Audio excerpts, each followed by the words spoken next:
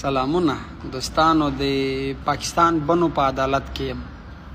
اول خو چې پاکستان میشت پښتانه د شناختی کارت او د پاسپورت پیغور رانه کوي، تاسو ته د پته وي چې هغه دواړه بلاک دي. زه نه لرم. ابو زبی ته په ویزټ لاړم له بحرین نه، دوی بندي کړم، 2 میاشتې محکمه کړم، په لسګونو زره درهمه مخالفې مې یوړې په ځان، قسمه قسمه جیلونه مې هلته ولیدل. بیا بحرین ته واپس شوم. په بحرین کې مې مزدوري کوله، میاشت یوه نیمه پس هلته هم زنداني شوم. 2-3 جیلونه مې ولیدل، بیا په تړلو سترګو راوړل شوم، میاشتو بندي شوم. بیا راوړم شوم د پاکستان پنجاب ملتان قید. بیا د ملتان په قید کې وم، بیا یې ډی آی خان جیل ته یوړم، بیا یې له هغه د بنو کینټ ته یوړم.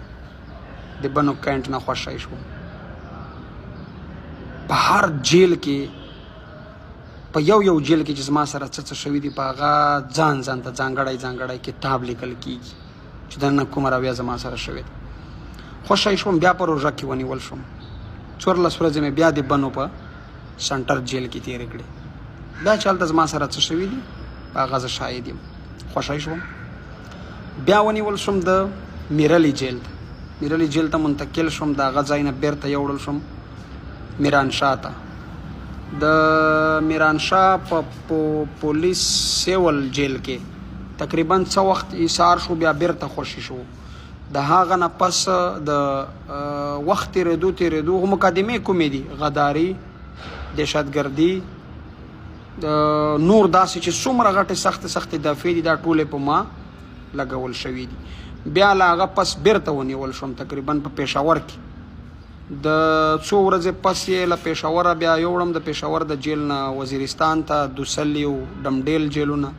له هغه پس بیرته د میرانشاه فوجي د انټروګیشن چې کوم جیل دی، ډایس برانچ، هغه ته یوړل شوم. په هغه کې تقریبا 6 میاشتې وساتل شوم. له هغه پس دوی حواله کړم د بنو جیل ته، پولیسو ته. هلته هغوی CTD 3 ورځې په سیټي تاڼه کې وساتلو. بیا یې یوړم بنو سنټر جیل ته. هلته مې 2 میاشتې په 3 MPO کې تېرې کړې. را خوشی شوم. د هر جیل ځان ته داستان دی او په هر داستان کتاب لیکل کېږي. بیا چې را خوشی شوم، اوس هره 2مه ورځ عدالت ته پیشیانې دي په هر کیس کې. دا ټول کیسونه دا 3 نیم کله یو هم نه ختمیږي. او په پاکستان کې داسې ښار نشته چې په ما د دهشتګردۍ او د غدارۍ مقدمه جوړه نه وي. په هر ښار کې تقریبا په 29 نه ډېرې مقدمې په ما درد شوي دي.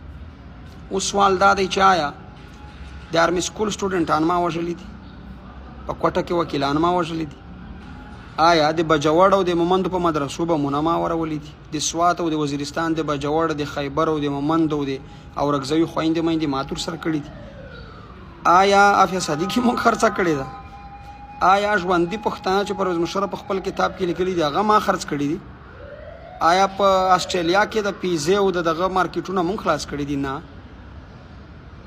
فقط مې دا جرم دی چې دا مې ویلي دي چې زما د کام د تور سرو او د سپین ژیرو سره په چیک پوسټونو ولې بده رویه کېږي، د هغوی عزت ته ولې لاس اچول کېږي، زما په پښتونخوا وطن په زور د دهشتګردۍ جنګونه ولې تپل کېږي، زموږ په وینو، په عزت، په ابرو ډالر ولې ګټل کېږي، پښتون ته ولې د حیوان په نظر کتل شي په دې ملک.